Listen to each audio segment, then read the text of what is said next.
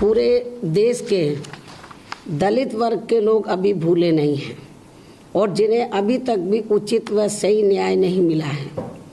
और यहाँ खास ध्यान देने की बात यह है कि इन सब दलित उत्पीड़न के मामलों में पीएम श्री नरेंद्र मोदी ने इसके विरोध में आज तक भी पूरे तौर से खुलकर नहीं बोला है और ना ही इन हुई वारदातों को कभी भी इन्होंने गंभीरता से लिया है तथा ना ही दलितों के उत्पीड़न के मामले में अपने भाजपा शासित राज्यों के मुख्यमंत्रियों से भी कभी इस्तीफा लिया है या उसकी मांग की है और ना ही रोहित वेमुला कांड में अपने केंद्रीय मंत्री तक से भी इस्तीफा लिया है और ना ही उनसे कोई जवाब तलब आदि भी किया है। और इतना ही नहीं बल्कि इन सब मामलों में इन्होंने कभी भी अपनी नैतिक जिम्मेवारी लेते हुए अपने पीएम के पद से भी इस्तीफा देने की कोई भी पेशकश आदि नहीं की है। और अब ऐसे में फिर इनको किसी भी पार्टी व नेता को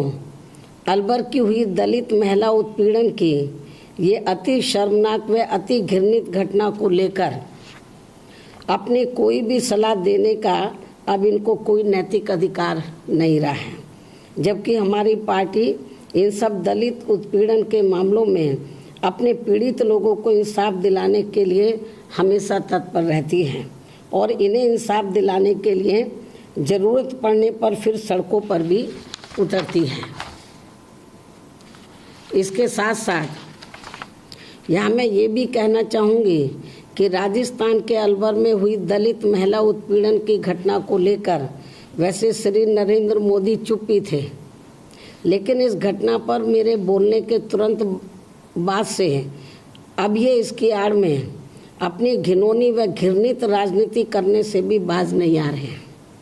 ताकि इसका चुनाव में इनकी पार्टी को कुछ राजनीतिक लाभ मिल जाए,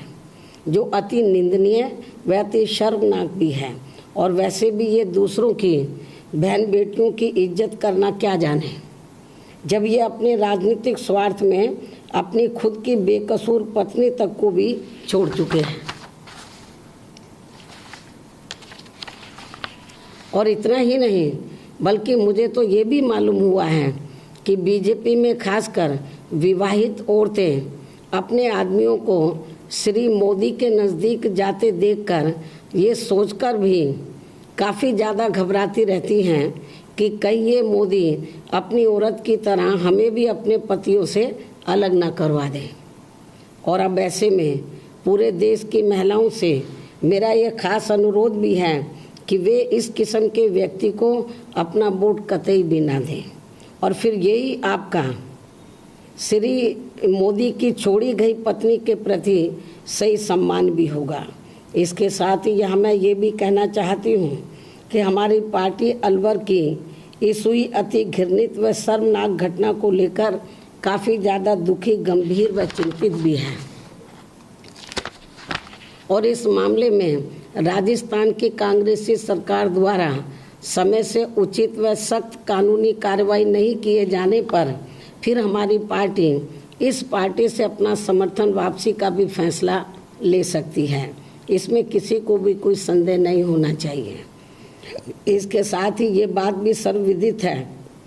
कि पीएम श्री नरेंद्र मोदी इस बार चुनाव में अपनी अत्यंत ही खराब स्थिति को देखते हुए अब ये अपने राजनीतिक स्वार्थ में आए दिन अपनी जाति भी बदलते रहते हैं और ये पिछले 2-3 दिनों से तो अपनी जाति गरीब ही बता रहे हैं, जिनकी गरीबी को दूर करने की इनको अभी तक भी रत्ती भर चिंता नहीं रही है। और यदि इनको यहाँ गरीब लोगों की थोड़ी सी भी चिंता होती तो फिर ये अपने उस पिछले लोकसभा चुनावी वायदे को अब तक जरूर पूरा कर देते, जिसमें इन्होंने अपनी सरकार बनने पर देश के हर गरीब व्यक्ति को 15 से 20 लाख रुपए देने की ये बात कही थी, जिसे इन्होंने अभी तक भी नहीं पूरा किया है और अब इसे ये एक जुमलेबाजी ही बताकर इससे अपना पल्ला झाड़ रहे हैं। इसके साथ ही जिस प्रकार से इन्होंने बिना पूरी तैयारी के ही काफ़ी जल्दबाजी में नोटबंदी को लागू किया है, जिसकी वजह से काफ़ी लोगों को अपनी जान तक भी गंवानी पड़ी है और साथ ही इससे लोग बड़ी तादाद में गरीब व बेरोजगार भी हो गए हैं। तो फिर ये ऐसा कतई भी नहीं करते यदि सही मायने में ये गरीबों के हितैषी होते। यदि इनको गरीबों की थोड़ी सी भी चिंता होती तो ये ऐसा कभी भी कोई गलत कदम नहीं उठाते। इसलिए श्री नरेंद्र मोदी ना तो गरीब हैं और ना ही फकीर हैं, बल्कि गरीबों के वोटों के स्वार्थ में अब ये अपने को गरीब बताने का केवल कोरा नाटक ही कर रहे हैं, जिससे फिर गरीबों का कुछ वोट इनको मिल जाए जो इस चुनाव में इनको कतई भी मिलने वाला नहीं है। हालांकि इससे पहले ये देश में अति पिछड़े वर्गों के वोटों को लुभाने के लिए भी अपनी चुनावी जनसभाओं में ये भी कहते रहे हैं कि मैं अति पिछड़ी जाति का हूँ, जिसकी वजह से मेरा विपक्षी पार्टियों के लोग आए दिन अपमान ही करते रहते हैं। जो ऐसा कुछ भी किसी भी विपक्षी पार्टी ने इनके साथ कोई बर्ताव नहीं किया है, जबकि इस मामले में सच्चाई ये है कि ये वास्तव में जन्मजात अति पिछड़े वर्ग के नहीं हैं,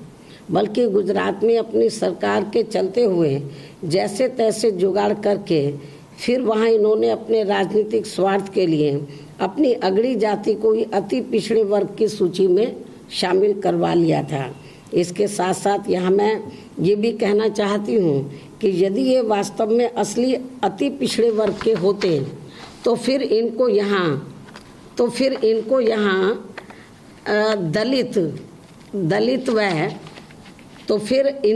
दलित व अन्य पिछड़े वर्ग के बने बंगले बिल्कुल भी अखरते नहीं, क्योंकि ये कागजी अति पिछड़े वर्ग के हैं। इसलिए इनको यहाँ असली दलित व असली पिछड़ों के अपने बने बंगले आसानी से ये रास नहीं आ रहे हैं कि ये लोग भी अच्छे बंगलों में रहें। इससे श्री नरेंद्र मोदी की व इनकी पार्टी की भी दलित व अन्य पिछड़ा वर्ग विरोधी होने की ये मानसिकता साफ झलकती है। और अब ऐसे में मेरी आखिरी चरण के मतदाताओं से, जो आखिरी चरण में वोट पड़ने वाला है, तो उस चरण के मतदाताओं से ये पुरजोर अपील है कि वे इनके इन सब हथकंडों से जरूर सावधान रहें।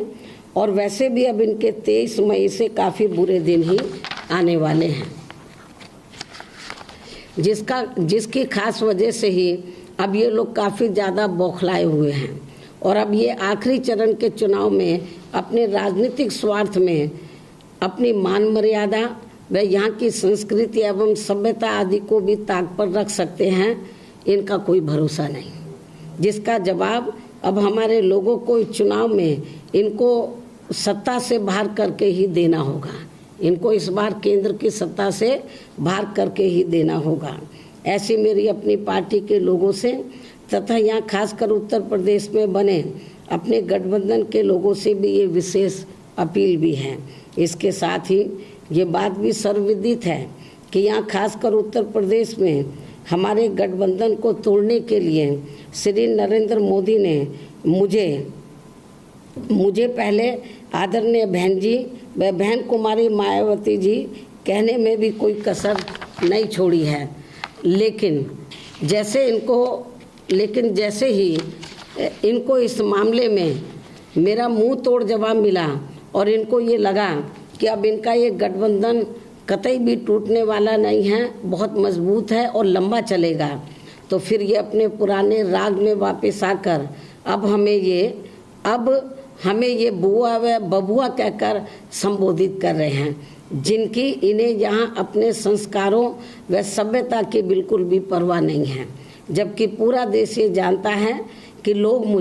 पूरे देश में लोग मुझे, चाहे हमारी पार्टी के हैं या अन्य पार्टी के लोग भी हैं, जो संस्कारी हैं और सभ्य भी हैं, मैं उनकी बात कर रही हूँ। मोदी की तरह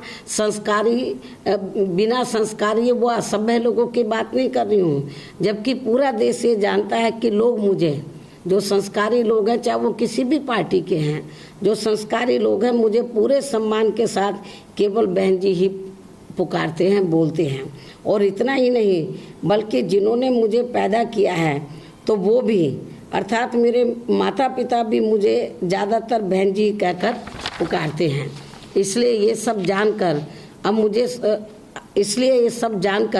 अब मुझे सपा प्रमुख श्री अखिलेश यादव भी आम जनता के बीच में बहन जी ही बोलते हैं। जैसे इनके पिता को, श्री अखिलेश यादव के पिता को यहाँ सभी छोटे बड़े लोग भी अधिकांश नेताजी ही कहकर पुकारते हैं। इस प्रकार से इनके इस दोहरे चरित्र से भी यहाँ की जनता को जरूर सावधान रहना है। इन्हीं खास बातों के साथ ही अब मैं अपनी बात यही समाप्त करती हूँ। धन्यवाद।